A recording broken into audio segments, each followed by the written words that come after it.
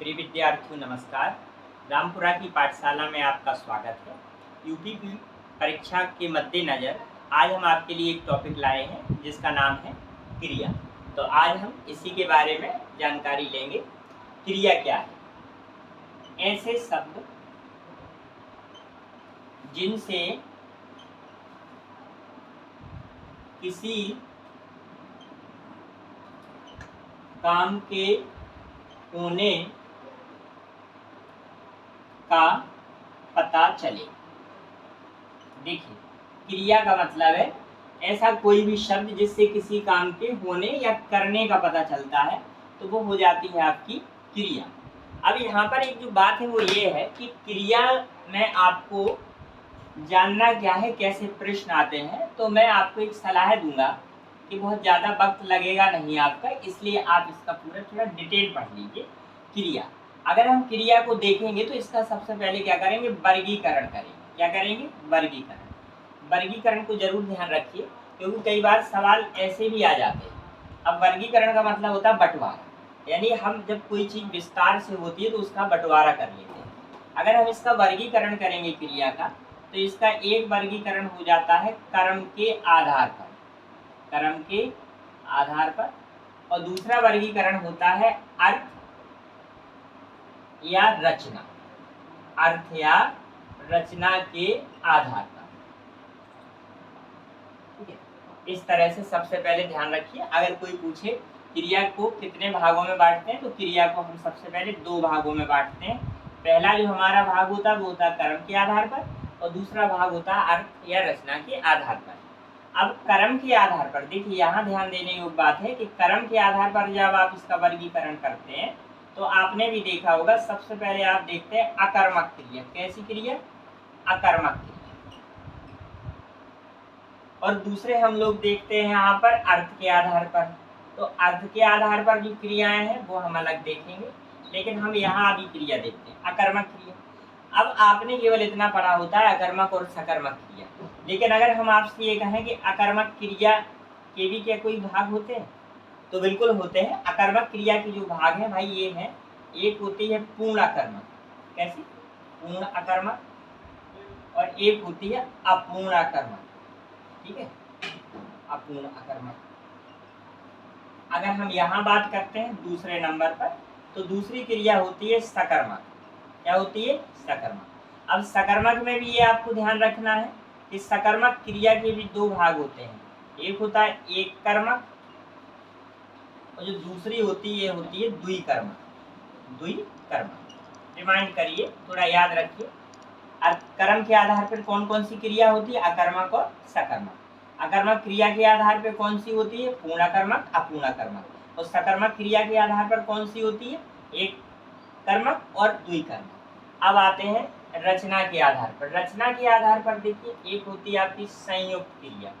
कौन सी क्रिया? संयुक्त क्रिया।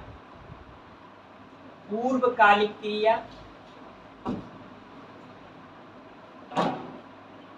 इसके बाद हम लोग लेते हैं यहाँ पर प्रेरणार्थ। प्रेरणार्थ, और जो प्रेरणार्थक क्रिया होती है ये दो भागों में बट जाती है।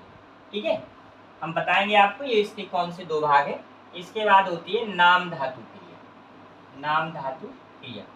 और देखिए, कुछ किताबों में आप लोगों ने पढ़ा होगा सामान्य क्रिया। एक सामान्य क्रिया भी इसी में ऐड कर देते हैं, सामान्य क्रिया। लेकिन सामान्य क्रिया आपको पढ़ना नहीं है, ये जो चार क्रियाएं हैं ये आपको पढ़नी है। इनके बारे में हम आपको अभी बताएंगे। तो सबसे पहले इसका एक छोटा सा जो रूप है वो देखिएगा। कर्म के आधार पर, अर्थ के आधार पर। कर्म के आधार पर कौन सी, और यहाँ रचना या अर्थ के आधार पर कौन सी। अब आइए, अब हम इसको विस्तृत रूप से पढ़ते हैं।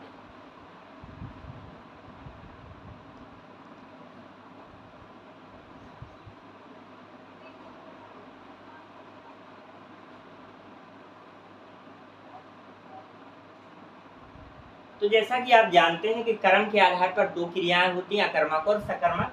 तो सबसे पहले हम लोग देख लेते हैं अकर्मक। अब ये अकर्मक क्या है भैया? आ माने होता है नहीं। आ माने क्या होता है? नहीं। ये आ क्या है? उपसर्ग है। ये आ क्या है? उपसर्ग है।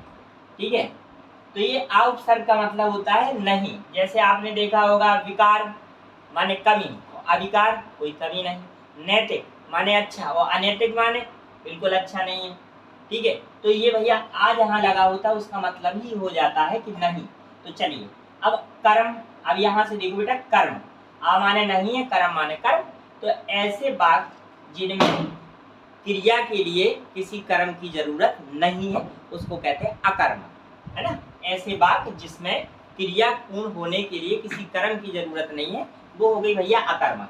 अब अकर्मक में आपने देखा था कि अकर्मक क्रिया में भैया दो भाग होते हैं, एक होता है पूर्ण अकर्मक, कैसा होता है पूर्ण अकर्मक, और एक होता है आपका अपूर्ण अकर्मक। तो पहले हम पूर्ण अकर्मक की थ्योरी देखते हैं। पूर्ण अकर्मक का मतलब होता है कि जिन वाक्यों में क्रिया को किसी कर्म की आवश्यकता ना हो, देखिए यानी जिन वाक्यों में क्रिया को किसी कर्म की आवश्यकता ना हो। अब ये कर्म क्रिया क्या है इसको भी देखिए। तो हिंदी वाक्य की जो संरचना है वो क्या होती है, कर्ता। वाक्य में सबसे पहले क्या आता है, कर्ता, कर्म, इसके बाद आती है आपकी मुख्य क्रिया, और फिर इसमें ऐड हो जाती है आपकी सहायक क्रिया। ये हिंदी वाक्य की संरचना है। ठीक है बेटा, ये ध्यान रखो कि हिंदी वाक्य की संरचना है, पहले कर्ता आएगा, फिर कर्म आएगा, फिर मुख्य क्रिया, फिर सहायक क्रिया।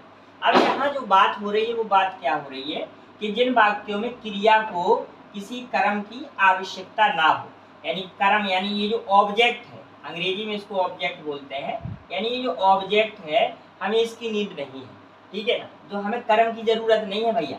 अब वाक्यों में क्रिया को कर्म की आवश्यकता ही नहीं पड़नी है। देखिए है तो अकर्मक, अकर्मक का है, लेकिन इसके बावजूद भी ये ध्यान रखना है कि अकर्मक में भी ऐसा होता है कि कर्म दिखाई नहीं देता है लेकिन कर्म होता है। पूर्ण अकर्मक का मतलब होता है कि ना तो कर्म दिखाई देगा ना जरूरत पड़ेगी। जैसे थोड़ी देर के लिए हमने यहाँ लिख दिया कि लड़का हंसता है, ठीक है, ये लिखा हुआ है लड़का हंसता है, लड़का हंसता है। इसमें देखिए लड़का क्या है, करता है, हंसना क्या है, मुख्य क्रिया है, और है क्या है, सहायक क्रिया, लेकिन यहाँ कहीं कर्म नहीं है। तो देखिए जो क्रिया, हंसने की जो क्रिया हो रही है, इसके लिए आपको किसी कर्म की जरूरत ही नहीं पड़ेगी, क्योंकि अगर लड़का हंस रहा है तो हंसने के लिए उसे किसी सामान की जरूरत नहीं पड़ेगी। ठीक है, हमने मान लीजिए यहाँ लिख दिया कि दादाजी दौड़ते हैं, तो दादाजी दौड़ते हैं तो दौड़ने के लिए उन्हें किसी क्रिया की जरूरत यानी किसी कर्म की जरूरत नहीं पड़ेगी। तो जब कर्म की जरूरत पड़नी ही नहीं है तो वो होता है पूर्ण कर्मक। ठीक है, पूरी तरह अकर्मक है, कर्म होगा ही नहीं कहीं पर। इसके बाद एक होता है आपका अपूर्ण अकर्मक। क्या होता है, अपूर्ण अकर्मक। सेकंड नंबर पर था आपका अपूर्ण अकर्मक। अब देखो भैया ये अपूर्ण अकर्मक का मतलब क्या होता है। अपूर्ण अकर्मक का मतलब होता है कि वाक्य में कर्म ना तो लिखा जाएगा, ठीक है, लेकिन कर्म की जरूरत पड़ी रहेगी। कैसे, देखिए जैसे मैं कहूँ यहाँ पर कि राम पढ़ता है, ये लिखा है राम पढ़ता है। अब ये आपसे पूछ लिया जाए कि जो राम पढ़ता है ये वाक्य पूर्ण अकर्मक है कि अपूर्ण अकर्मक है, तो आप देखिए इस वाक्य में मुख्य क्रिया क्या है, पढ़ना।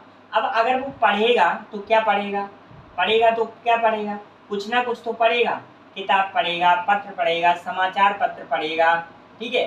तो जो पढ़ेगा तो उसकी जरूरत है, हमें जो सामान चाहिए है, यहाँ हमें किसी ना किसी एक सामान की जरूरत पड़ जाएगी भैया। लिखा नहीं है बेटा, लिखा कहीं नहीं है, लेकिन हमें जरूरत पड़ रही। जैसे हमने कहा रीता खाती है, अब भैया रीता खाती है तो क्या खाएगी, मोमोज खाएगी, फिंगर खाएगी, डोसा खाएगी, बर्गर खाएगी, चाउमीन खाएगी, रोटी दाल भात खीर पकौड़ी मंगोड़ी कुछ तो खाएगी। तो खाने के लिए उसको कुछ चाहिए, समझ रहे आप। अगर चाहिए और लिखा नहीं है तो है अपूर्ण कर्म, यानी कर्म की हमें जरूरत है लेकिन लिखा नहीं गया। तो बेटा ये हो गई आपकी कौन सी क्रिया, अकर्मक क्रिया। तो ये पूर्ण अकर्मक और अपूर्ण अकर्मक इस तरह हुआ करती हैं। अब हम इसके सेकंड भाग की ओर चलते हैं, उसका नाम है सकर्मक। अब सकर्मक जो क्रिया है, अब हम इसको सकर्मक क्रिया के बारे में आपको यहाँ पर बताएं।